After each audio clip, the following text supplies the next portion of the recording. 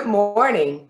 We're so happy to be spending time with you this morning and providing you information on guidance related to lawsuits that we see taking place around the country, either because of COVID or general issues that we see in the healthcare industry.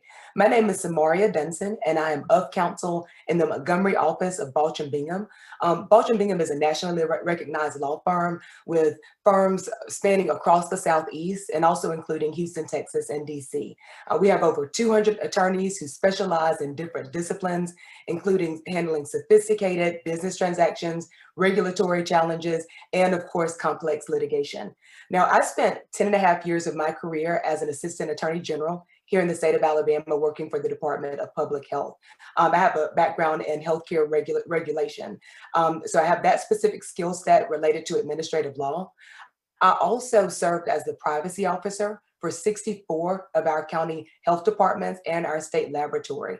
Before leaving the Department of Public Health in 2016, I also became the Director of Compliance for the agency. With me today, I have my colleagues, Dorman Walker and Chris Kimball. Hello, I'm Dorman Walker. I'm in Balch and Bingham's Montgomery office, and for over 32 years, I've practiced employment law here. Never quite expected that I'd be practicing employment law with the issues that we're looking at today, but it's a new day and a lot of new issues to look at, and we'll be talking about some of those here today. Thank you for joining us. We're also joined by our partner from the Birmingham office, Chris Kimball. Good morning, everybody. My name is Chris Kimball, and I'm based in our Birmingham office. I am a healthcare litigator. That's all I do. I may be involved in disputes or issues anywhere within the healthcare industry on behalf of any participant in the industry. I can't get a good golf case anymore. That's just one of the prices you pay for specializing. But we're excited to be with you today and talk about some of the potential liabilities that may face you in these very unusual times that we find ourselves in.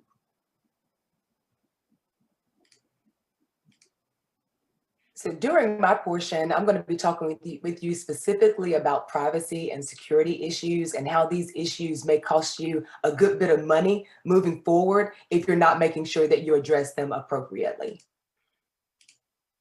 These are some of the things that we'll be talking about. You'll remember in the discussions that we had last year at your meeting, we talked a lot about the Alabama Data Breach Notification Statute. So those of you all listening today are either covered by HIPAA or you're covered by the Alabama Data Breach Notification Statute. You'll recall that Alabama was the last to adopt a data breach notification statute, but ours is the most similar to HIPAA. So everything that we're going to be discussing today is going to relate to your business in some way. We'll also be discussing a bit of the guidance and enforcement discretion that has come out because of COVID-19. A lot of us have started working from home, at least temporarily. So we'll be talking about tips and pitfalls as it relates to telework. We'll be discussing business associates and third-party agents a good bit, because those are some things that we see that are costing a number of entities a lot of money when those agreements are not appropriately implemented. We'll also be talking about cyber attacks, which we all know in the healthcare industry are on the rise, and we want to make sure that we insulate ourselves from liability from those as much as we can. And then as time permits, we'll be talking about breaches. I'll be giving you a short update on HIPAA enforcement and also some class action lawsuits that we're seeing in this area related to privacy and security. Now, I know that whenever I have an opportunity to present on HIPAA and high-tech regulations, everybody's eyes gloss over or everybody decides to get up and get a cup of coffee. So I'm used to that. But I want to, you know, in the defense of HIPAA, I do want to say this. Even though it's voluminous, it is something that that you can separate in your mind as to how these regulations are enforced. So they're really just three different rules. They're your privacy rule, your security rule, and your breach notification rule. For those of you all who have to follow the Alabama Data Breach Notification Statute, that statute is broken down in the exact same way that the HIPAA regulations are broken down.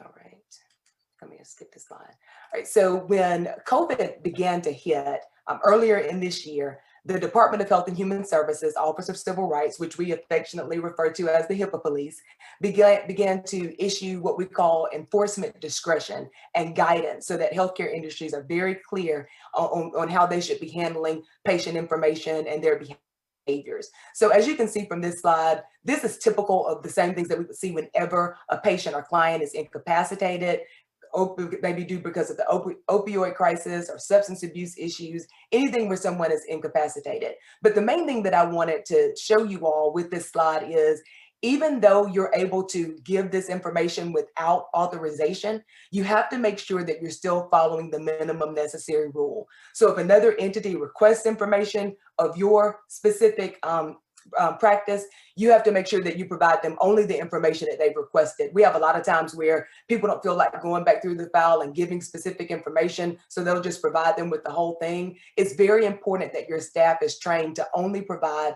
the minimum necessary information that that other party needs to fulfill that goal. Also, you have to make sure that you use reasonable safeguards. Just because we're in a pandemic doesn't mean that you should be emailing health information or personally identifiable information that is unencrypted. So you want to make sure that you're still following those reasonable safeguards.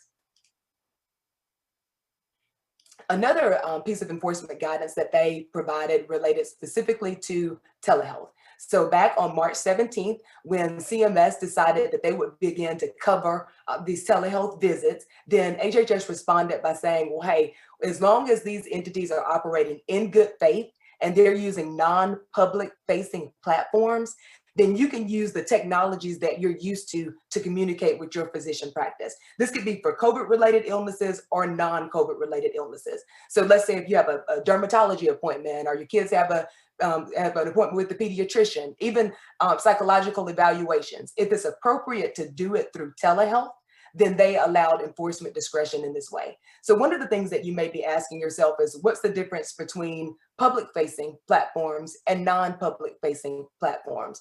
So non-public facing platforms, which are approved, are going to be Zoom, Skype, Apple FaceTime, any of these technologies that allow for that one-to-one communication.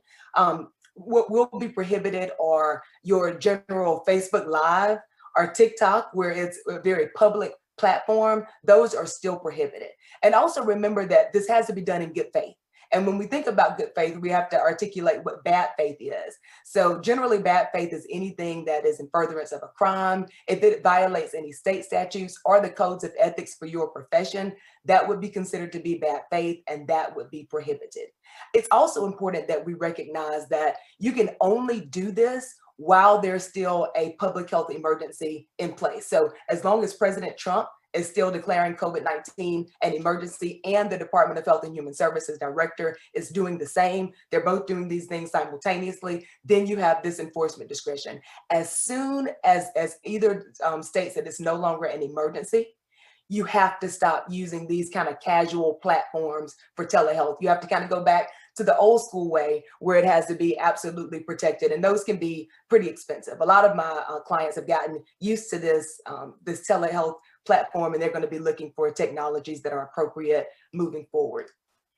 The next thing that they gave guidance on March 24th related to law enforcement and first responders. So as you can see on this slide, there are a number of reasons where we will provide information to first responders related to our patients. But the guidance went further than that, and that's what I want to explain.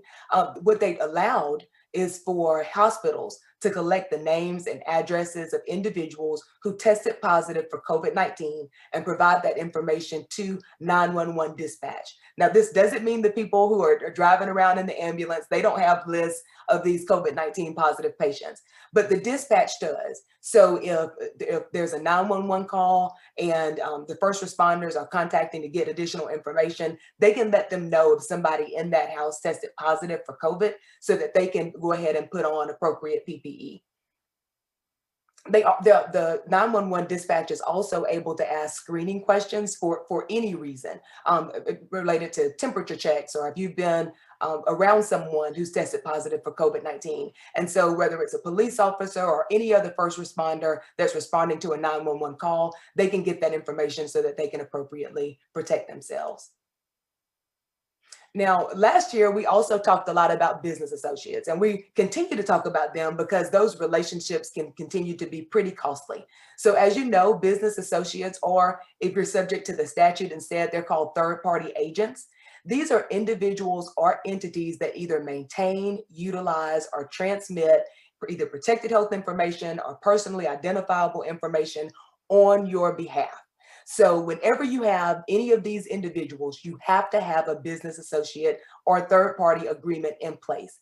What HHS has been very clear about is that if you don't have these instruments in place to transfer that liability onto that business associate or onto that third party, then the covered entity is ultimately responsible for that data. So you want to make sure that you shift that responsibility. I know last year there were 3 cases that we've been studying in our training sessions that relate to covered entities having really, really large fines because they did not have business associate agreements in place. One was a $500,000 fine, and there were 2 separate ones that faced $3 million fines for not having business associate agreements in place, in addition to other deficiencies. So it's very important that you identify these types of people. They're your IT groups, maybe if you have an electronic health record, your law firm, if they're using protected health information. A lot of us use medical record disposal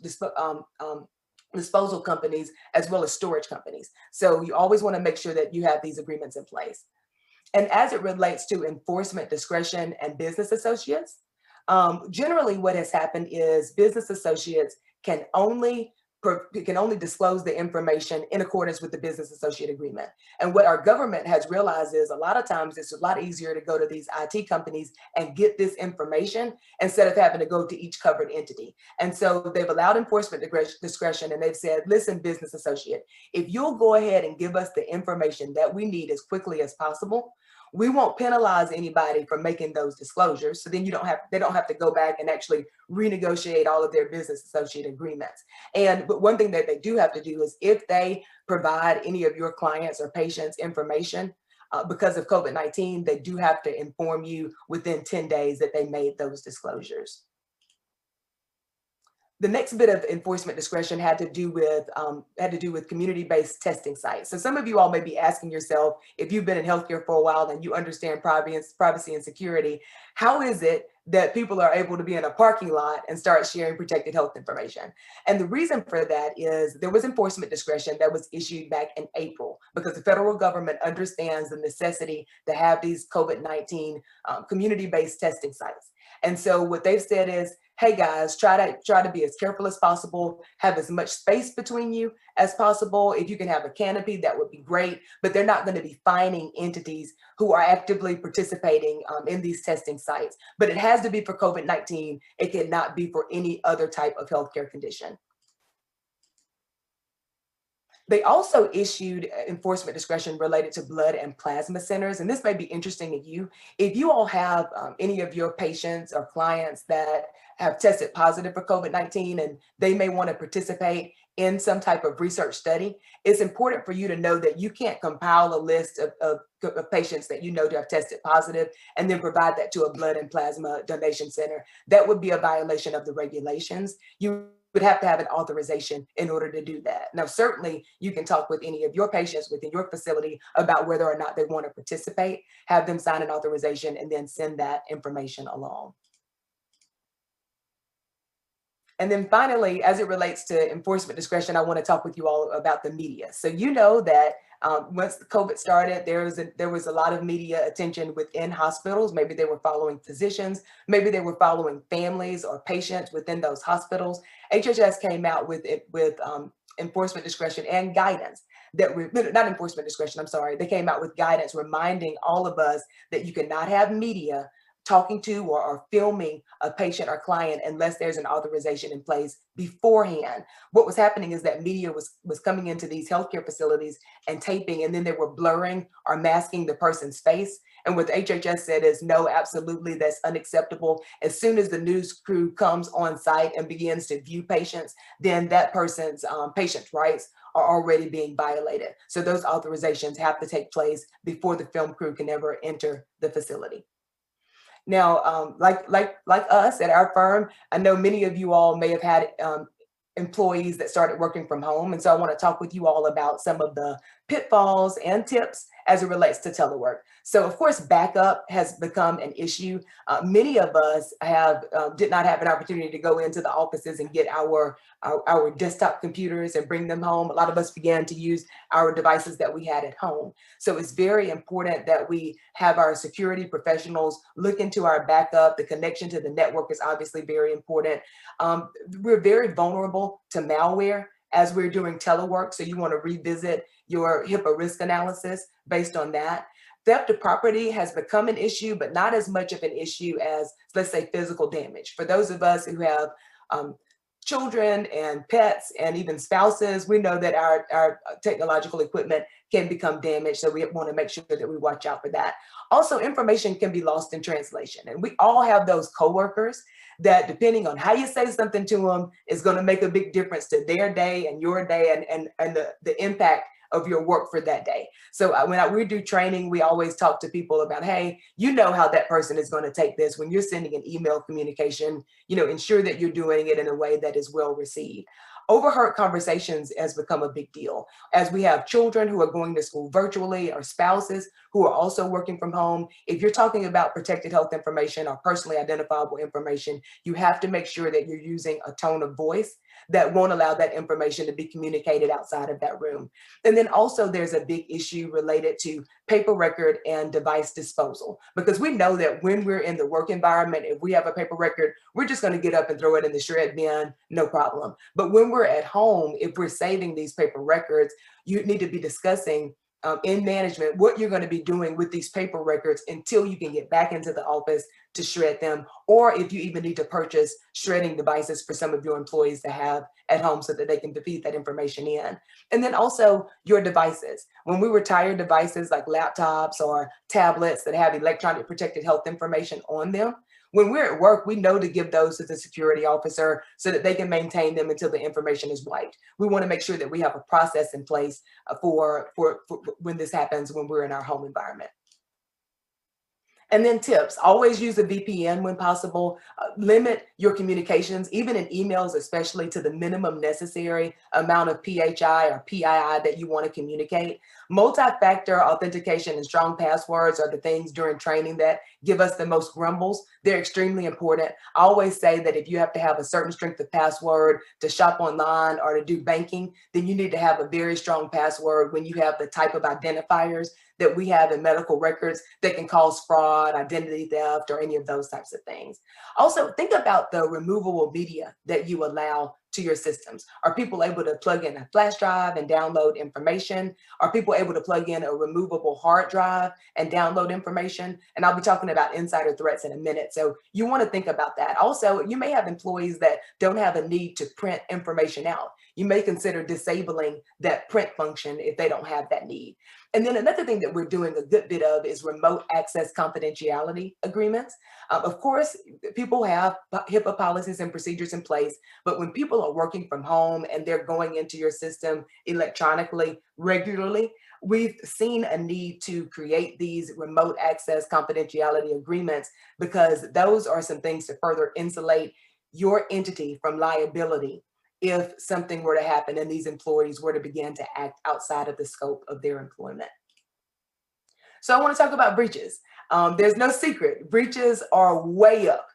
As you can see in 2018, this is a slide that just shows breaches of 500 individuals or more. And these are the ones that were reported, not the ones that people kind of acted casually about and pretended didn't happen until they got caught. These were the ones that were reported. As you can see in 2018, there was almost one a day being entered into the system at HHS. Then of course it went up in 2019. I can tell you as a compliance expert, 2020 is going to be way off this chart in terms of the large breaches that we're going to be having, especially as a result of this COVID-19 crisis. And I want to show you kind of why that is. So look at the slide on the left. You'll see what has been trending over the last 5 years in terms of the types of breaches that we're seeing. As you can see, hacking and IT issues were only about 32% over the last 5 years. Well, when you look at just January to June of this year, it's almost double related to hacking and IT. And a lot of that has to do with people's access to a malware being introduced into the network, but then also email phishing within their email communications. This is a slide that shows the hacking IT, how much that has increased over the last 5 years. Again, 2020 is going to be well off of this chart when we come to those numbers next year. These show the locations where breaches are coming from. So as you can see, the email breaches over the last five years, 20% of emails account for these very large breaches. Just in this year, for the first 6 months alone, because of COVID, I think a lot of people working from home, those email breaches have more than doubled. So that's going to be really, really significant to watch and monitor. So cyber attacks, the biggest deal that you need to be concerned about related to cyber attacks are these email phishing schemes. Within your HIPAA training, you want to make sure that you are really pounding this in. You want to do refresher training with your employees. They can have a lot of havoc on your systems when malware gets introduced. So malware, ransomware, and viruses, obviously, and these things are occurring a lot more with people using their devices that they have at home, as opposed to devices that they had at work where IT individuals were monitoring those devices. Insider threats, this is a huge deal. Just because your employees may have jobs right now and they may seem fine, it doesn't mean that somebody in their family or a loved one hasn't lost their job and they're having financial difficulties. So what we're seeing a good bit of is individuals within your entity downloading patient data, collecting personally identifiable information, and then turning that over to bad actors in order to commit fraud or identity theft, credit card schemes, all of these types of things. Whenever I've handled these types of breaches for various clients, it's really interesting that the person who has been determined to be the insider threat is actually an individual who nobody really suspected would do that. And this because I always say good people do bad things and bad people do good things. So in our trainings, we talk a lot about red flag behavior and ways that entities can try to determine who might be an insider threat before they're able to further exploit their entity. Loss and theft of equipment, of course, especially related to electronic protected health information, remains a threat, and unencrypted devices. Now, in the healthcare industry, I have to say, I've been in this industry a long time. We were doing really good with encrypting our devices and really getting that message home. But I think that when COVID happened and people just needed a laptop so they can go home, or they just needed to download information on a hard drive, they didn't think about encrypting those devices before they started working with them. And so I think we're going to see that on the rise during this COVID crisis.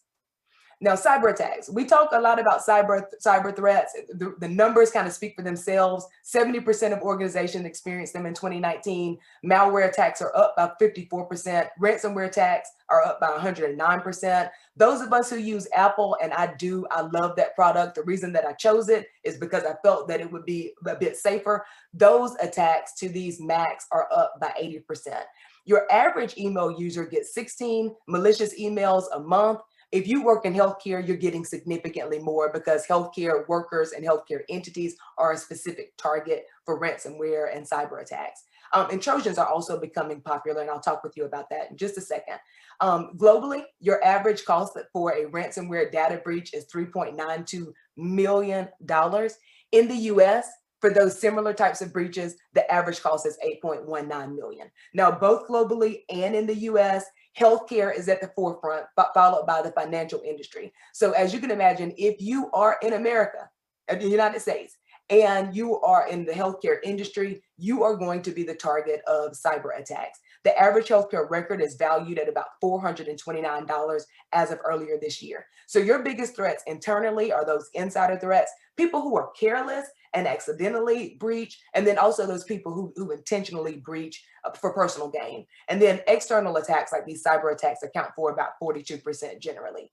Now you may be asking yourself, what is a Trojan? So Trojans are generally introduced either through malware of some sort, through like your email phishing attacks or different things like that, and they bring malware with them. And so what we're seeing, as you can see on this graphic, they introduce these malware that we look at as types of bugs, and each of those bugs has a specific task. So one of them may be collecting information, sending it back to the mothership. Others of them are now more sophisticated, and they're erasing the traces of the attack itself, so that your IT professional doesn't even realize that the attack took place. And then finally, they recognize that you all are smart enough that you have backups. So now they have some of these bugs or malware that goes specifically for your backup programs so that they can hold you hostage for a ransomware demand. So they're well funded. These are the reasons why we're vulnerable. These people doing this are really smart. They have high profit margins, all of those things. But the big thing that makes us vulnerable is that we want what we want and we want it fast. We tell our IT professionals, I want my emails, give me my way. And the IT professionals do that. But when we count on these default settings, it really is dangerous to our entity. And then finally, third-party vendors and contractors. These cybersecurity experts are starting to realize that you all who are very serious about your healthcare industry, you're going to protect your IT networks and your electronic protected health information. So now they're looking downstream at your business associates or your third-party vendors to say, how can I get information from these other groups that are holding your information for you? Now, you may be asking yourself, who's behind this? Of course, we have foreign actors that are responsible for a lot of these attacks, but I also want to let you know that some of these attacks are taking place by people that you go to Starbucks with, or that you're on the elevator with, or that your kids, you know, they may talk with the parents or you're maybe in tennis matches or anything like that. We have homegrown cyber attackers as well. So I wanted to make you aware of this group called Black Hat DEF CON. So they have their conferences generally in Vegas, which is a city that I absolutely love. It's nothing against Vegas, but they meet there annually, and they share information on how they can continue to disrupt the healthcare industry, financial industry, and beyond.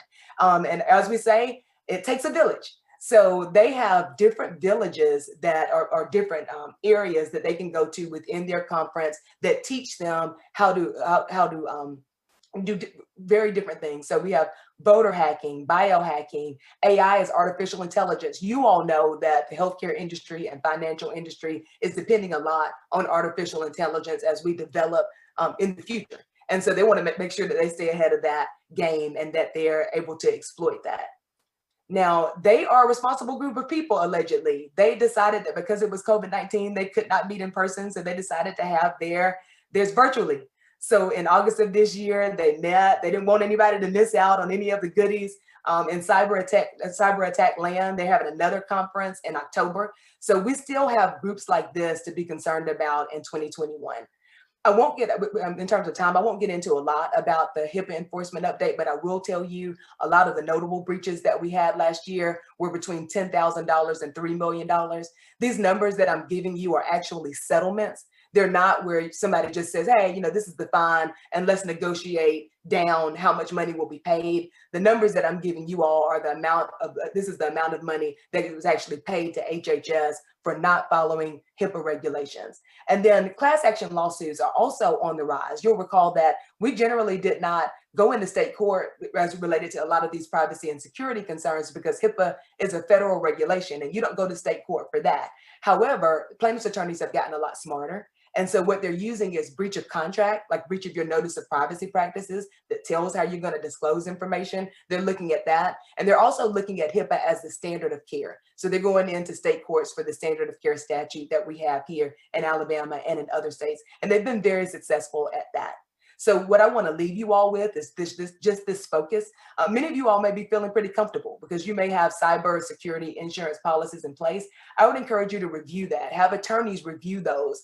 You don't want to be in a situation where you're already having issues before you begin to review these documents, because what you might find is you may think you're covered and may not actually be covered to the extent that you thought that you were. Remote access confidentiality agreements, get those done. Get with your legal team and make sure that you're insulating yourself from liability with those. As we discussed earlier, you have to have business associate agreements in place. And if you're under the state statute, these third-party agreements, insulate yourself from liability as much as possible and review those. There's no such thing as a blanket business associate agreement. You need to be constantly reviewing each one that comes before you because the terms can often be very different. And then finally, you want to make sure that you have a HIPAA risk analysis in place, not the IT risk assessment that you get from your security and IT professionals. This is something that you're using for the HIPAA regulations. You're going through each regulation and determining how it is that you're protecting protected health information in that vein. So that's the end of my presentation, and I look forward to our next speaker, Dorman Walker, who's going to talk with you all specifically about employment law as it relates to OSHA activity.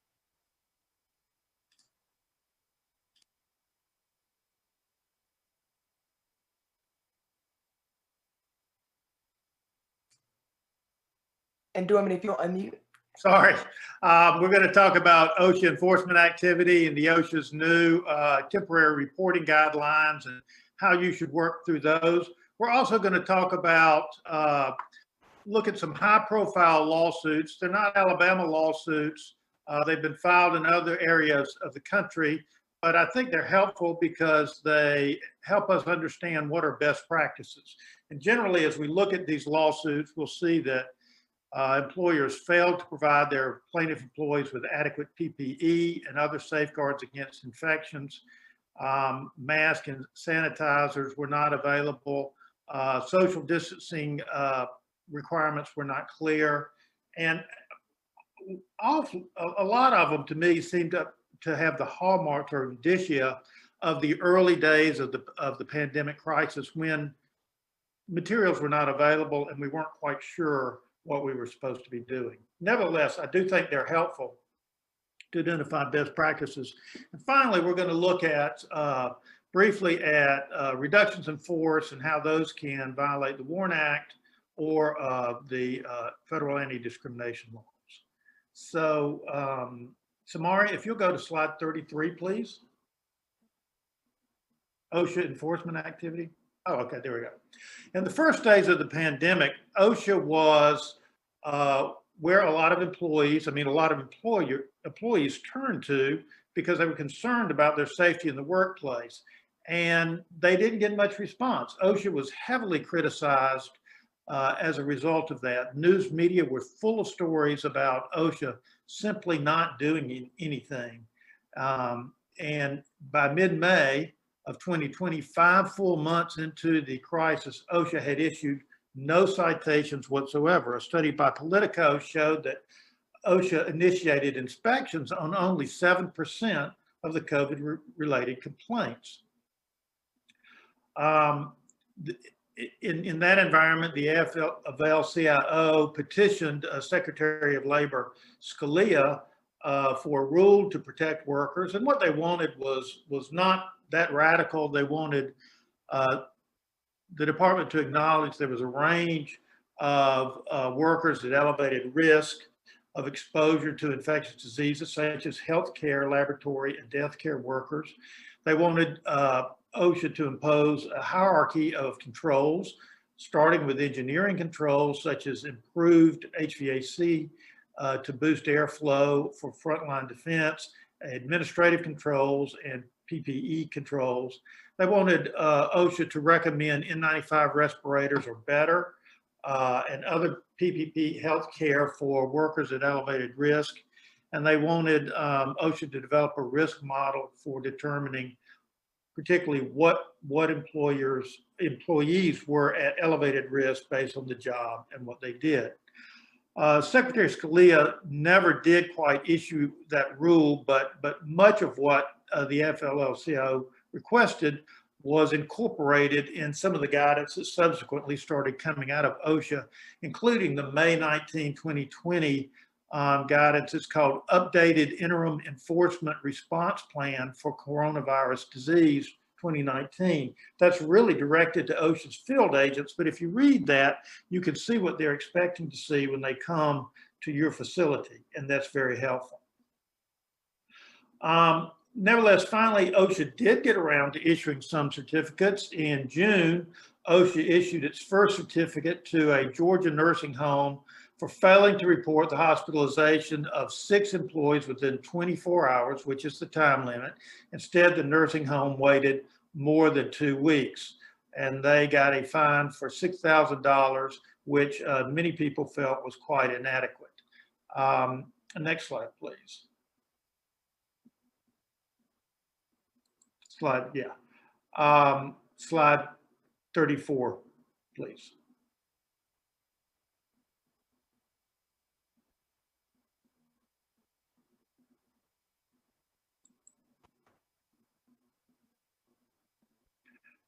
Samara, can you change me to slide 34? Okay, good, thank you.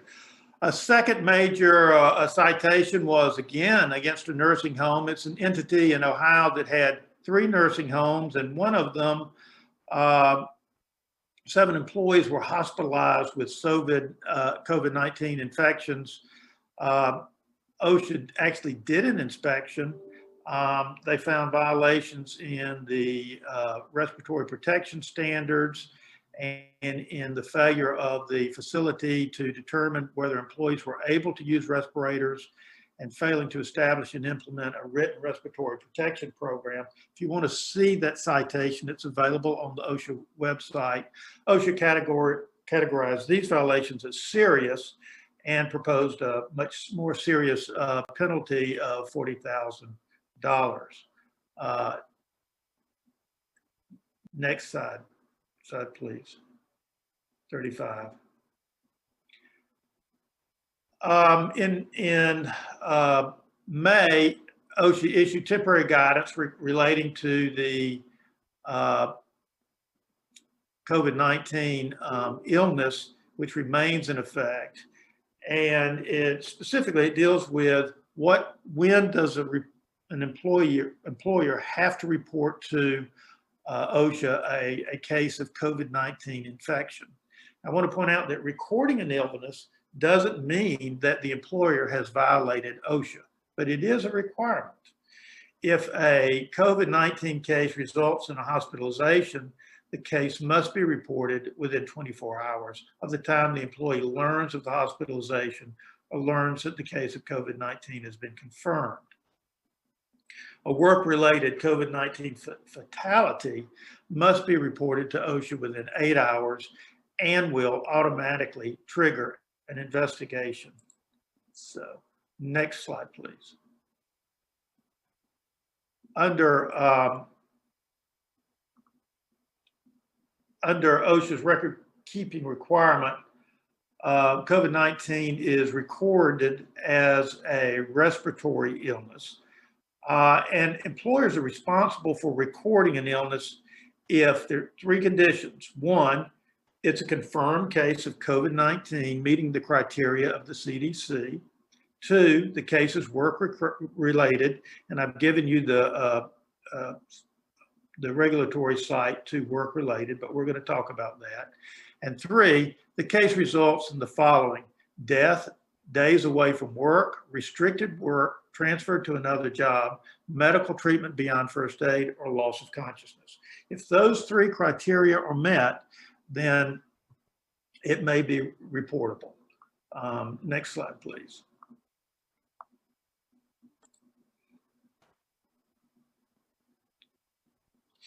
In most cases, it's not really that hard for employers to conduct an investigation. They need to ask how the employee thinks they got the illness, discuss their activities in and out of work while respecting their environment and while respecting their privacy. What do you do when you leave work? Do you stop by a bar? Do you go see your family or your friends? Where does your wife work? What sort of exposure level does she have? How do you think you got the COVID illness? Were you working with anyone who you knew may have had the COVID illness in the past, or were you working with someone who you have subsequently learned has tested positive for COVID? So these are factors that OSHA says the employer should look at, and they're fairly common sense, and then make the work-related determination accordingly. My addition to this is that as you go through this investigation, you document everything. If you talk to someone, you get a statement about what they said. You document who you talk to, you document when you talk to them, so that the timeline for your investigation is available when you need to look at it later, as you may need to do if you're challenged, for example, in a lawsuit or by OSHA itself. Develop a checklist for these investigations so that you do them in a uniform manner And you may even want to talk with a lawyer first about doing these investigations to create an argument that the investigations are covered by the attorney-client privilege, which is something you may want to assert at a later date. 38, please. So the determination is based on the evidence reasonably available to the employer at the time, and it's a fairly reasonable investigation is all you have to do. However, if an employer learns subsequently of additional information that might affect the determination, you have to reopen the determination, make a new evaluation, and then proceed from there. You don't necessarily have to change it, but you have to evaluate it. But of course, when you do that, go back to the file you created, document the new information that you received, document how you incorporated it into your previous consideration, and how you reached your new decision. And again, keep that under lock and key. Next slide, please. OSHA further gives guidance that COVID-19 illness is likely work-related. And again, this is all common sense. If there have been several COVID-19 illness cases developed among employees who work closely together, and there's no alternative explanation, or if the employee's COVID-19 illness was contracted after a lengthy close exposure with a patient or co-worker who had a confirmed case. And again, there's no alternative explanation. And finally, see, it looks like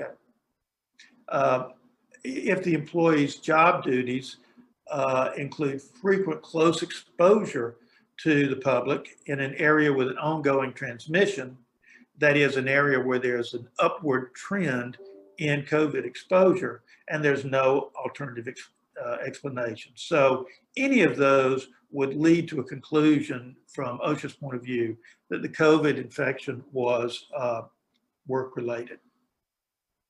Slide 39, please. Slide 40, please.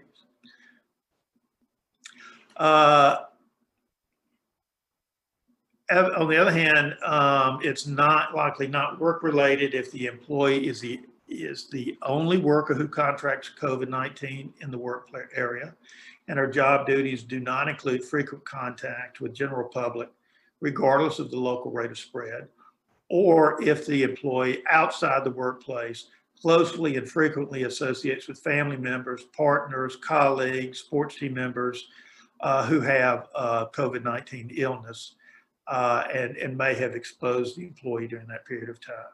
So those are the criteria that the OSHA gives us, and they're not that hard to practice. The important thing is to make sure that you do them in a timely way and that you carefully document everything you've done.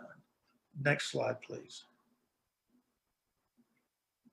Here's OSHA's summary assessment. If after the reasonable and good faith inquiry described above, the employer cannot determine whether it is more likely than not that exposure to the workplace played a causal role in the respective particular case of COVID-19, the employer does not need to record the COVID-19 illness. In all events, what I want to say there is just be careful that you have documented things, because as we've discussed, there are penalties for failing to report a COVID related illness within a certain period of time. So if you decide that it's not reportable, you want to document everything you've done so that you can show OSHA why you chose what you did. And that's important for you. Next slide, please. Nevertheless, a little bit more on OSHA. There was a challenge to OSHA's enforcement for worker protectors, a major lawsuit in July in federal court in Pennsylvania. This was from a meat packing plant, and meat packing plants have been sources of lots of complaints to OSHA, because in meatpacking plants, the workers work literally shoulder to shoulder on processing lines. The work is very fast, it's challenging, and it's an excellent way to spread COVID, you would think. Lately, I've seen pictures of meatpacking lines where they've now installed, as we see in so many other places, plastic shields between the workers. Everybody's masked. But in this case, next slide, please, they had allegations from the employer were that they filed complaints to OSHA, didn't get any results, filed more complaints. They said we're not getting adequate PPE. They're not ensuring a 6-foot distance while working. They don't permit employees to adequately sanitize their hands during the workday. And it's very, very difficult for workers in these facilities to leave the assembly line if they need to. It's a costly thing to do. It's not something usually allowed. So that may have been an aspect of it. And as a result, as many as half of the plant's employees contracted the COVID-19 illness. Next slide, please. And so they were seeking a court order asking OSHA to come out, inspect, implement social distancing and sanitation guidelines, discontinue an incentive for sick employees to report to work. And if you remember, during much of the crisis, President Trump was focused on keeping meat and chicken processing plants open, so there were incentives for employees to stay at work, and some of these were disincentives for sick employees to stay home. And also they wanted something that would inform employees of COVID-19 positive cases in the facility.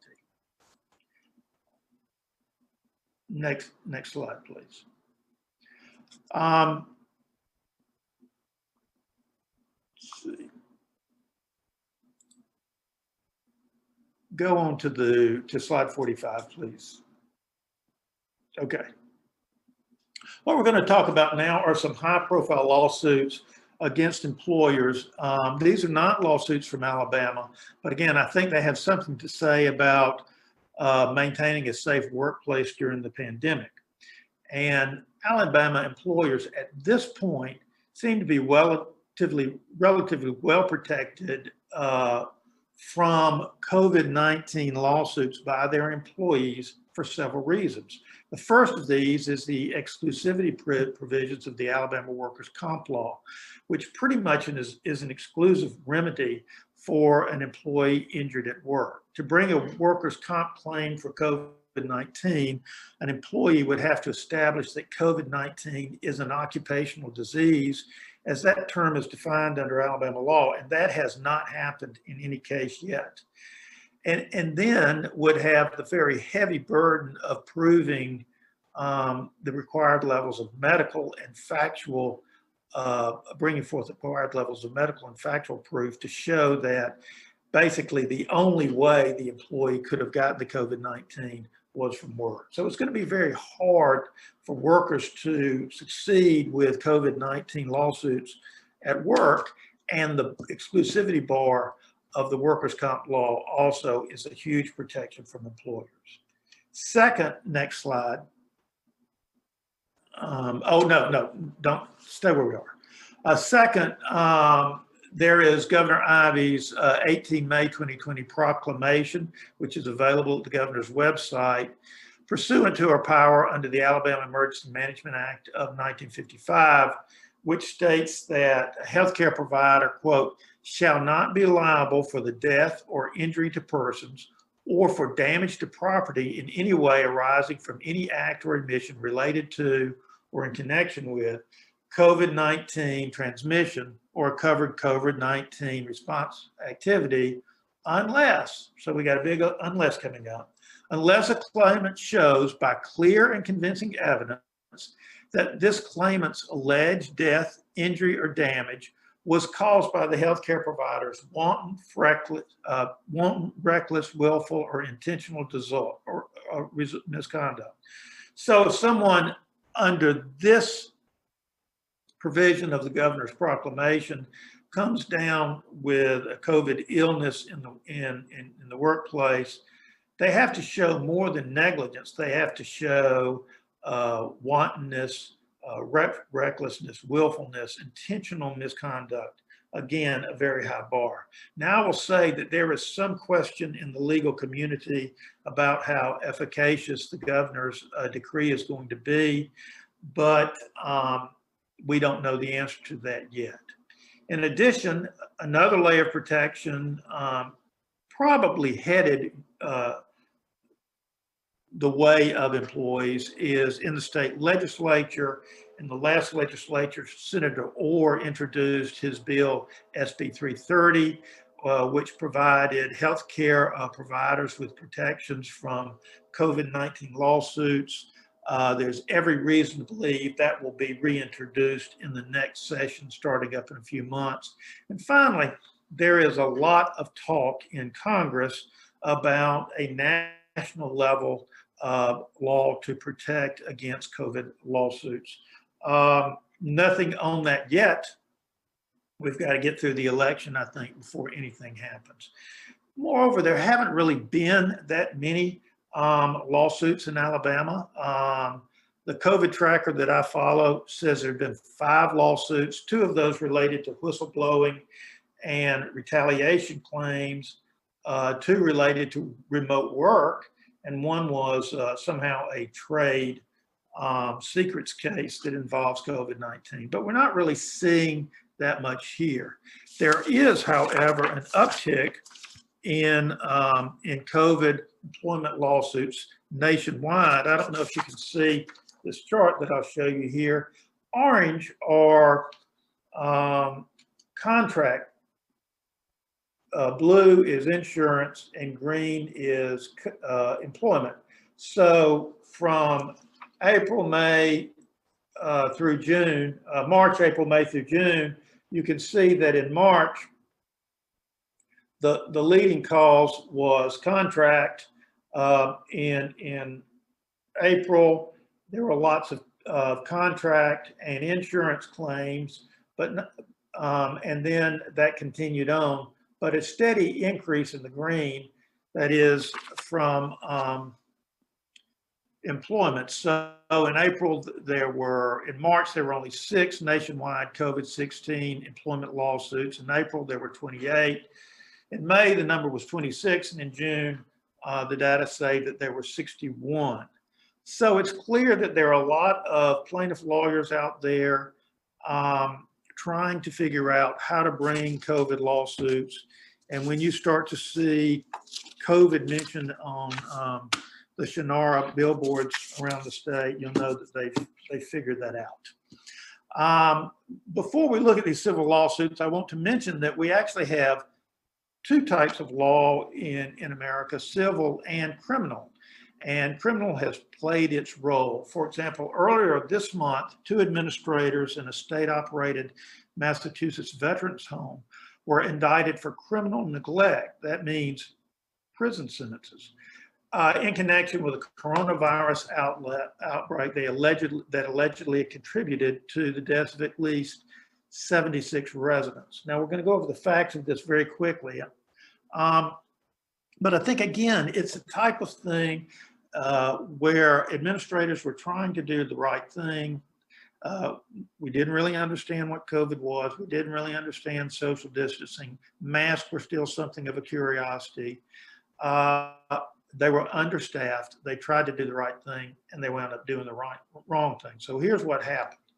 The facility had 2 dementia wards, 1 for patients with COVID-19 and 1 for patients without the infection. Because of staffing shortages, the administration decided to consolidate the 2 units into a single ward containing 42 residents with differing COVID-19 statuses. Residents who were positive or symptomatic were placed 6 to a room in rooms that normally held 4 patients. Residents believed to be asymptomatic were placed in the adjoining dining room with 9 beds spaced only a few feet apart. However, witnesses say that residents from both parts of the ward were allowed to mingle freely. According to the Massachusetts Attorney General's office, the decision to consolidate the units was reckless from an infection control perspective and placed the asymptomatic veterans at an increased risk of contracting COVID-19. Each of the administrators was charged with wanton and recklessly permitting or causing bodily injury and abuse, neglect, and mistreatment of older and disabled persons. So those administrators are facing prison sentence.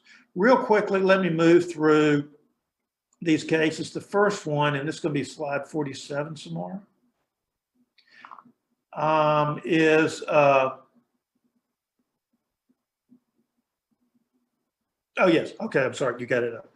Is a nuisance suit. It's hard to bring a public nuisance suit in Alabama. Let's go to the next slide. But what were they claiming about? Again, this looks like stuff from the beginning of the crisis. They said McDonald's hasn't implemented government safety guidance. There's limited supply of gloves and hand sanitizers, and they're kept in a locked cabinet. They're telling us we have to reuse our gloves and that we don't really have to physically distance if we keep close contact under 20 minutes. And they've instructed us not to discuss employee COVID infections, which, by the way, is probably a violation of Section 7 of the NLRB Act. So these were the things they were complaining about. And next slide, they wanted, next slide.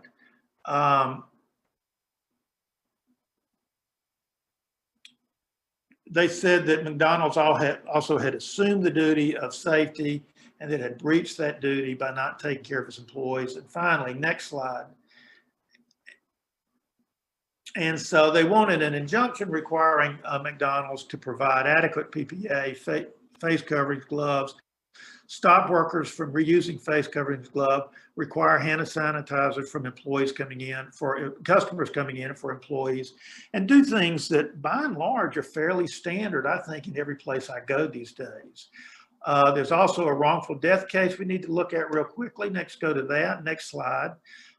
It's from a meat processing plant filed in Texas federal court. Next slide.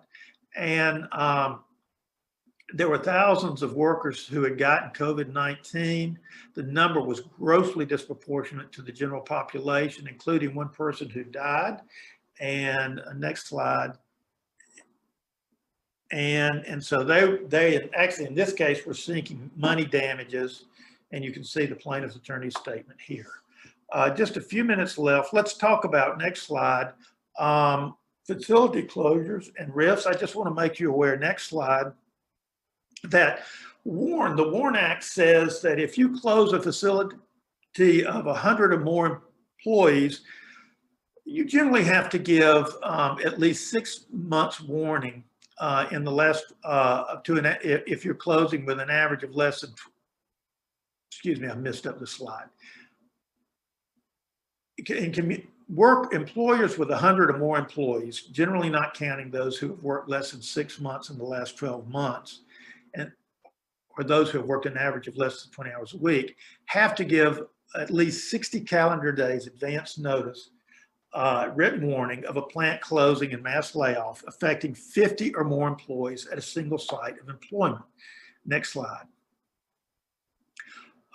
In addition, when you do a mass layoff, you need to check your criteria for the RIF to make sure that even if facially they don't impact on the basis of race or color, that you look at the numbers once you've decided who's going to be RIFed and who's going to be not going to be RIFed, and ensure that there's no disparate impact, no unintended impact that in fact puts mostly older people in the categories to be RIFed. And I even saw one example where a national company did a RIF, and they sent to all of their employees the criteria for the RIF, and they said, here's who's being RIFed and here who's not being RIFed. And you could look at it yourself and you could see that on both sides, older people were being retained, they were being RIFed, women were being retained, were being RIFed, people of color were being retained, were being RIFed. So that created a sense of fairness that I think ameliorated any instinct to challenge the RIF by going ahead and giving the people information that probably they would have had to produce a discovery anyway. Next slide, please. So there is just probably a number of these around the case, but this one, what's interesting about this was it was Enterprise, it was Florida, it was during the pandemic, and Enterprise let a bunch of people go without complying with WARN. Their defense was it wasn't foreseeable. And I asked you, how foreseeable or how unforeseeable was it that by April in Florida, that Enterprise was going to have to let go of workers? It was pretty clear by then that tourism in Florida was down. So that's going to be the big issue in that case. And I think that's it. I wanted to, I think I skipped earlier, my best practices coming from those lawsuits. Let me run over those quickly. Pay attention to the CDC, pay attention to the guidance that they're now issuing, the interim guidance for business, the guidelines for cleaning and disinfecting, the public health recommendations for public exposure. Also pay attention to OSHA, which has guidelines and things that I've mentioned today. Educate your employees, engage them in the process, make them aware of the steps that you're taking. Be sure that they are following through and doing the things that they should be. If someone is out because they're sick, stay in touch with them. Employees that you stay in touch with while they're out are much less likely to be angry or file a lawsuit. And if a death does occur, which would be, of course, reportable, don't be afraid to contact the family and see what you can do. And finally, stay on top of current and evolving guidelines and implement those as needed. So that's it for me. And I think, Chris, you're up next. All right, everybody. I'm glad to be at the tail end of two excellent speakers on some very interesting stuff. I do want to deep dive a little bit into the governor's proclamation a little. And because I do think it's going to be significant. Before we, and you can leave that slide up, Samari. Before we do that, though, I want to touch base historically, and it's been recent history, as to how we end up where we are today as far as potential COVID-19 liability goes. If you think about, and this, by the way, this presentation is going to be limited to potential liability against ALFs and SCALFs for the provision of the services that you're in business to provide. That's what we're focusing on. Think about this in the past. Think about the lack of personal protective equipment. Think about the changing and sometimes inconsistent guidance we receive from the government about how to handle COVID infections and COVID exposure. And also think about the unavailability in some places of first responders to come when you call them. Those things all can give rise to exposure for COVID-19 litigation. What do they all have in common? They all depend on the acts of third parties over whom you have no control at all. So a lot of the potential COVID-19 litigation that you may suffer as an entity may be influenced in great part by people over whom you had no control at all. Let's go on to the next slide, please. Actually, two more. Okay, so I want to talk a little bit about the liability shield, and leading up to the liability shield in March of this year, March 27th to be exact, was President Trump signing the CARES Act. The CARES Act did a lot of things, but one of the things that probably wasn't as widely known is that it did allow some immunity for healthcare providers and volunteer health workers from liability in the absence of reckless conduct. So those who were trying to assess, and if you look at the American Medical Association's view on what the CARES Act did, they say that physicians and volunteer healthcare professionals weren't liable under that act for providing services that were related to the diagnosis, prevention, or treatment of COVID-19. That's a pretty generous interpretation of the language in the act, but that has not been litigated, and we don't know where that's going to go. The significant thing for our purposes today about the CARES Act was that it allowed states to adopt broader protections than the CARES Act provided for healthcare workers. And that led to Governor Ivey's second executive order regarding COVID, which she signed on May 8th of 2020. And I want to spend some time talking about that because you need to know what availability, or what the availability of immunity is and liability protection is under the order, so you can order your conduct to try to fall within it. The liability shield that's in her order applies to healthcare providers, and that obviously includes ALFs and SCALFs and their employees. It provides a liability shield from two things called covered COVID-19 response activity and COVID-19 transmission. We're going to talk about those in just a minute in more detail. But the important point to lock in right now is this applies to civil liability only. Dorman spoke a little bit ago about criminal liability, and in fact mentioned the two indictments up in Massachusetts for the Veterans Home Administrator and the medical director, the former medical director actually of that facility, for their alleged failure to protect the residents of that facility from COVID. The fact that there was a criminal indictment would have been unaffected by this proclamation. So the liability shield from Governor Ivey is not going to insulate anyone against criminal liability. Since the CARES Act was passed, 22 states now have enacted some sort of shield law like this, either in the form of an executive order or in legislation. Let's flip to the next slide, please, Samaria. Okay, we talked about, let's go back one, please. Okay, that's it. Okay, COVID-19 response activity. That's one of the two terms on the previous slide. And there are 4 bullets that apply to that. 3 of them probably could apply to ALFs and SCALFs.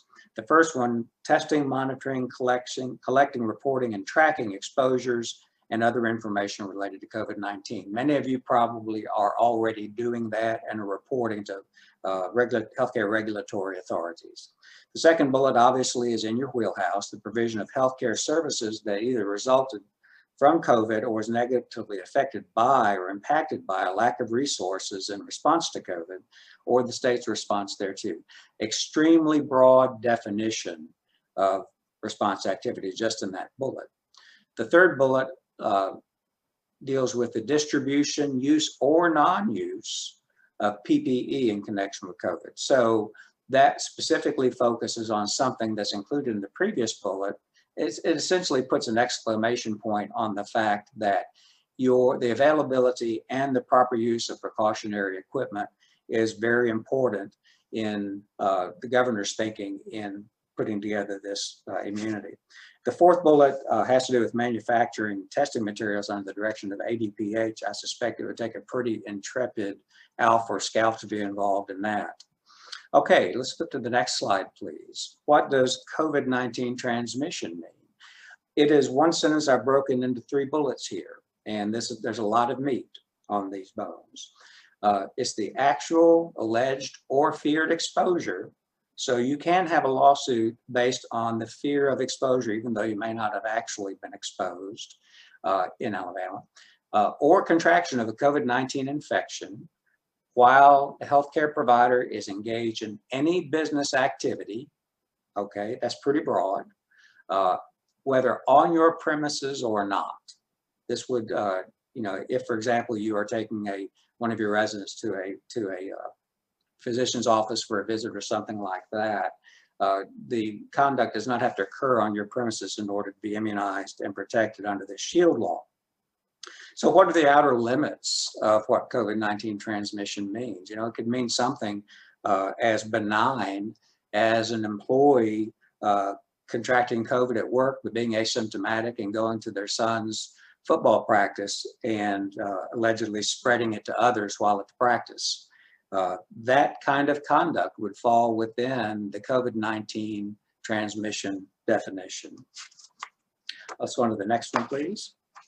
Okay, so before we can understand what the SHIELD protections mean, we need to spend a good bit of time talking about what was the liability like before the executive order.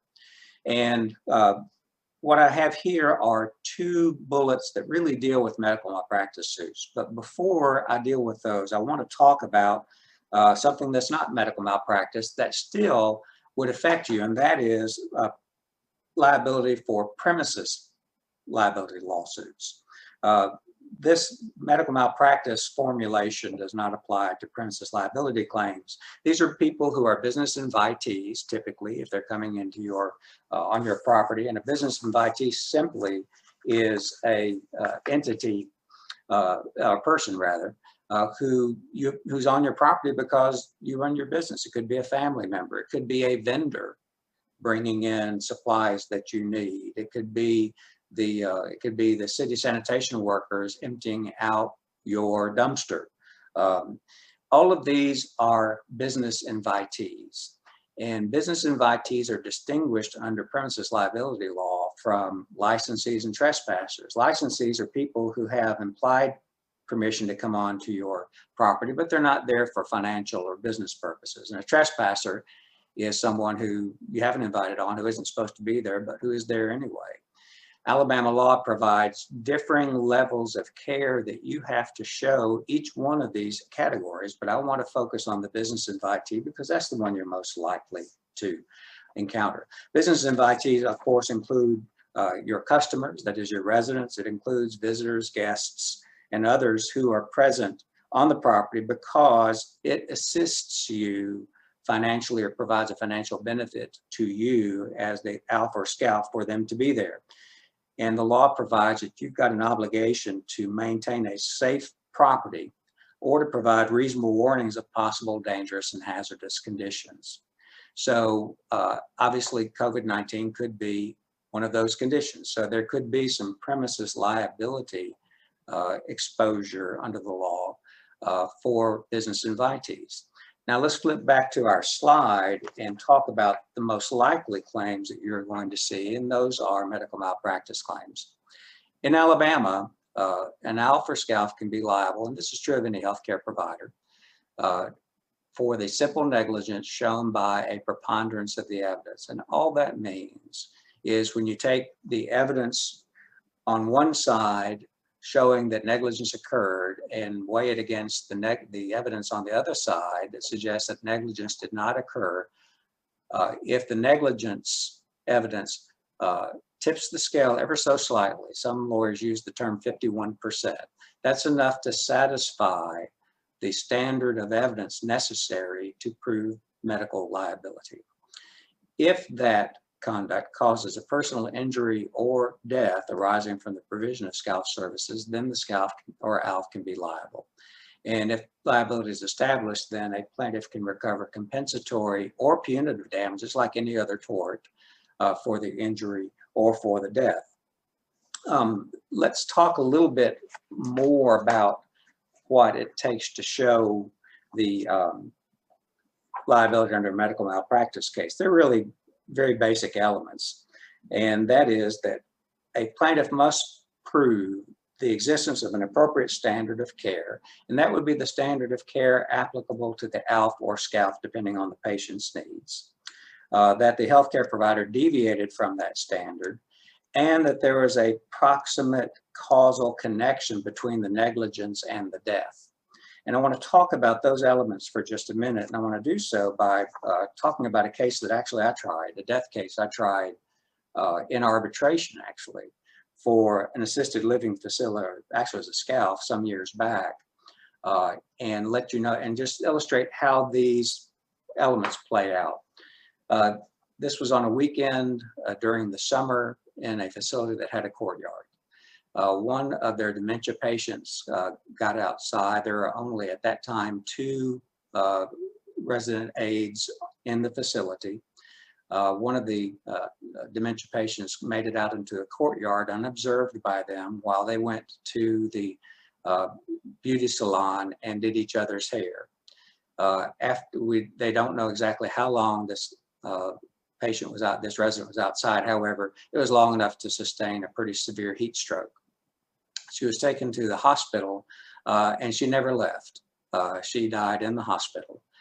She did not die from the complications of a heat stroke though. She passed from the progression of, we believe, and we're able to satisfy an arbitrator, that she died from the natural progression of her disease, of her Alzheimer's.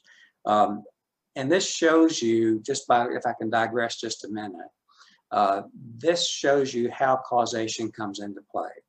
we had to admit, because it was true, that we had breached the standard of care. The two resident aides should not have been doing each other's hair in the beauty salon. They should have been watching patients, and they should have discovered that one of their residents had made it out into the courtyard and should not have been out there for, we know that she was out there for at least an hour and a half. And her internal temperature at the time the ambulance arrived was 102. So clearly there was a breach of the standard of care, and that was not going to be difficult for them to prove. What I did have was a causation defense, that third element. So the breach has to be responsible for causing the injury. And the only argument we had at the trial was that she did not die from the heat stroke. And we were able to convince the arbitrator of that being the case. This shows you the value of arbitration. Because if I had tried that case in front of a jury, really what I would be saying to most jurors is that, yes, we messed up, but we didn't kill the patient. Well, in most juries hate causation defenses because it sounds like you're getting off on a technicality. Yeah, you did something wrong. And it's not hard to see why juries would be inclined to resolve those kind of doubts about causation against an alpha or scalp. And only because we were trying that case in arbitration to a retired judge whose job it is to divine those little subtle distinctions and apply the law, we won that case. That would have been a multi-million-dollar verdict in just about every jury, in front of every jury in the state. However, because it was an arbitration, we were able to get out with a verdict against us that essentially just paid a very small amount that paid the plaintiff lawyers for their time, basically, and that was it. So, but you see how these elements can play out and how they're supposed to be ordered.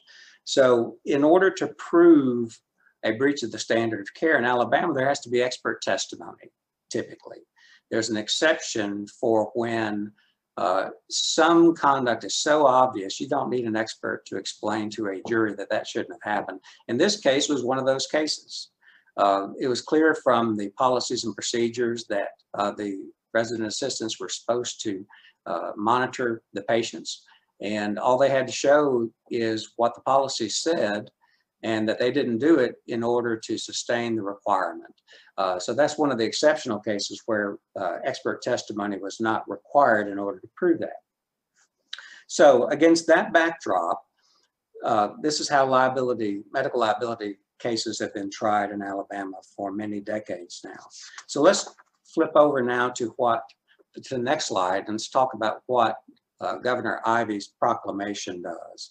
Governor Ivey's proclamation says that now, and this is related to COVID-19, so this would apply whether it's a medical malpractice case, whether it's a premises liability case, or some other theory unrelated to the provision of healthcare services.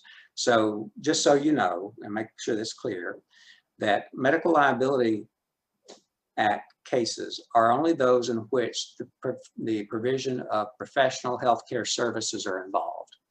If a claim does not involve anything that requires any sort of medical judgment or expertise, then it's probably going to fall outside of the medical negligence sphere, and it'll be either a premises liability case or an ordinary tort case.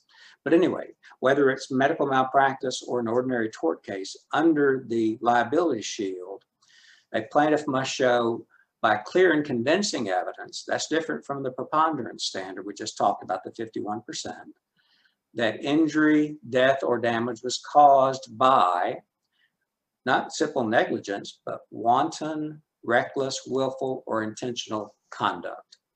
So you have to have two things. You have to have reckless, willful, intentional conduct by the alpha or scalp, and the evidence proving that has to be clear and convincing evidence. In other words, not 51%, somewhere in the middle.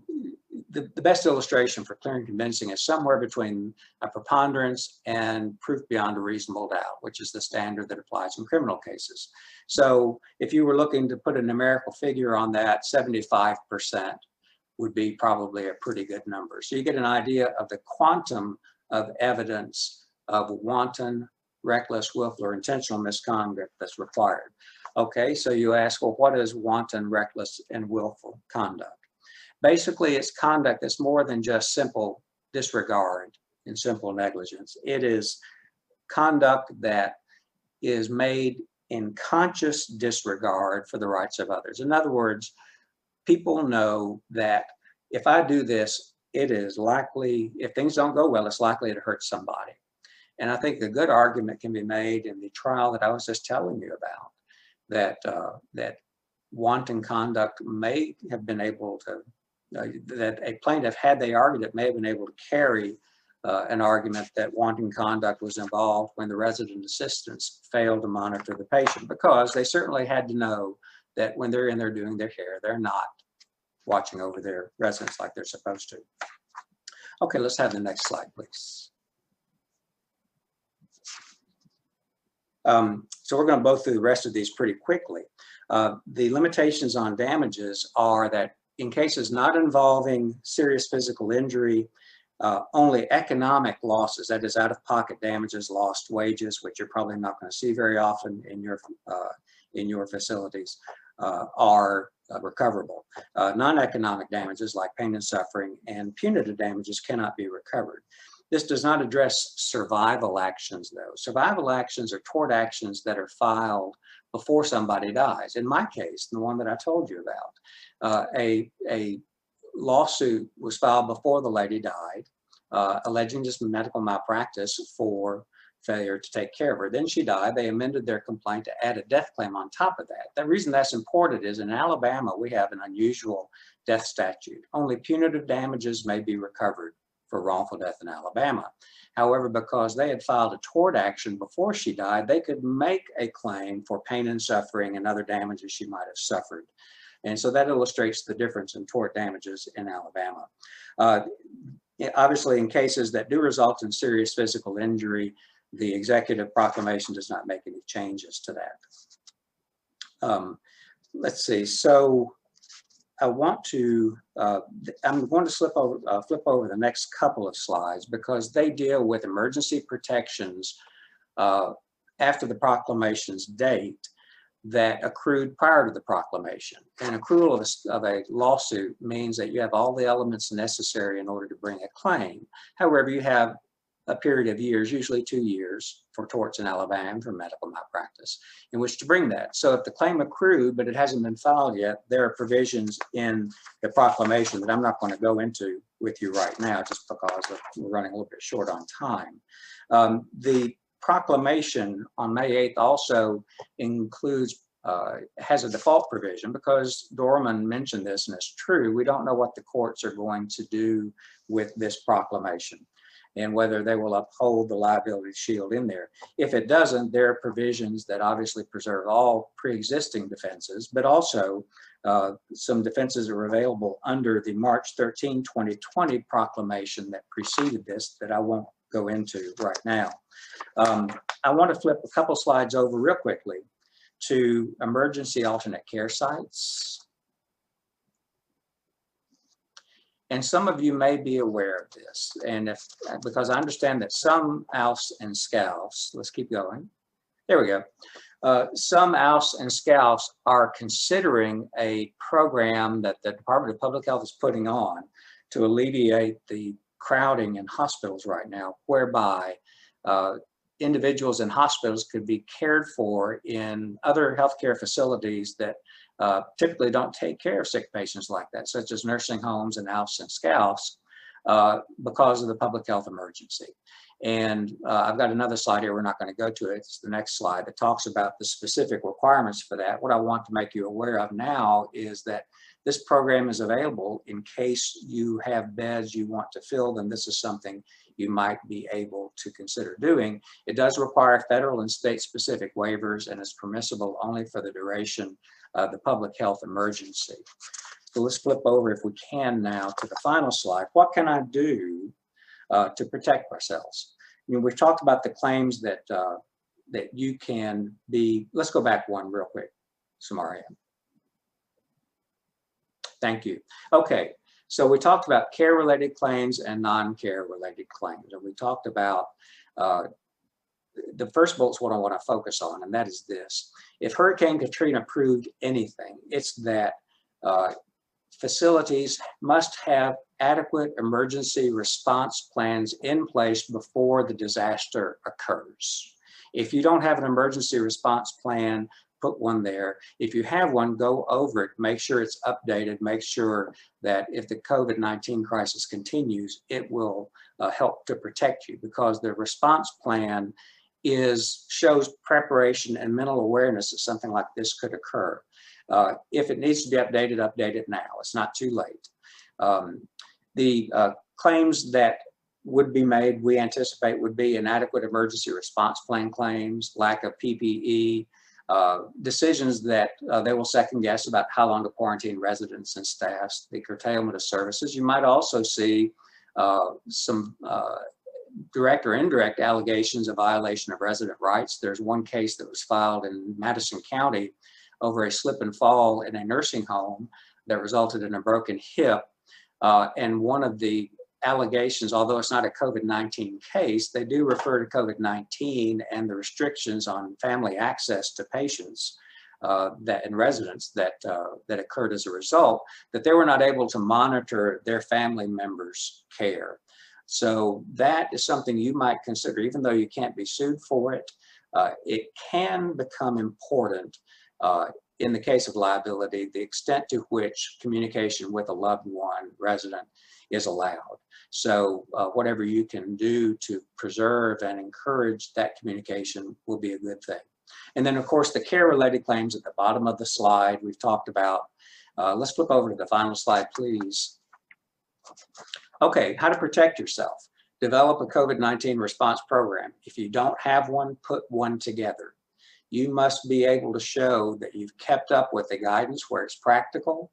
We talked about how it's rapidly changing, developing, sometimes backtracking. As more medical knowledge becomes known about COVID-19 transmission and treatment, just be able to show that you review and keep up with and consider, and then adopt where appropriate the guidance that the government's putting out. If you have suffered a shortage of PPE, document that. Document communications to the staff and residents about how you're responding and the requirements for social distancing, wearing masks, and so forth, with posters, memos to staff members, minutes of staff meetings. Just be able to show you've talked about those things and you're trying your best to comply with state guidance. Also, I suggest that you also review and use where appropriate CMS and state guidance for long-term care facilities on infection control, hand hygiene, PPE use. Some people have asked about contractual waivers. Can I include in my resident agreement a waiver of liability? And those are typically very difficult to enforce if they try to contractually immunize the facility against anything more than negligence. And the proclamation does that, so you likely don't need it anyway with a liability shield. Okay, so that was a drink off the fire hose of COVID-19 potential litigation. I think now we'll flip it back over to Samaria for questions and answers in the time remaining.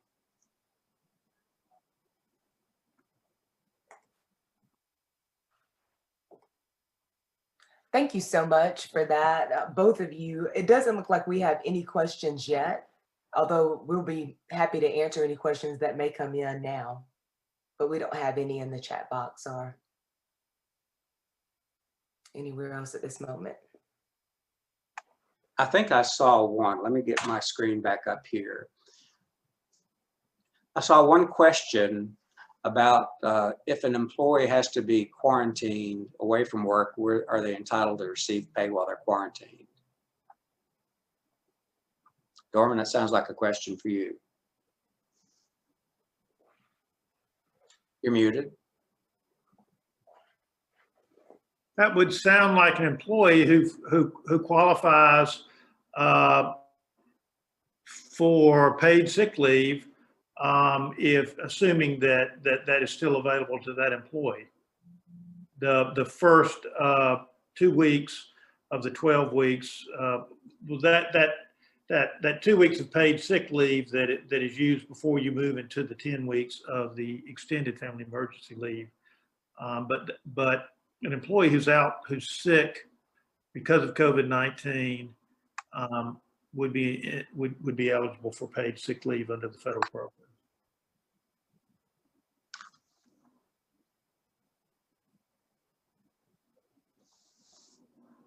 And I believe that's all the questions that I've seen on the chat box.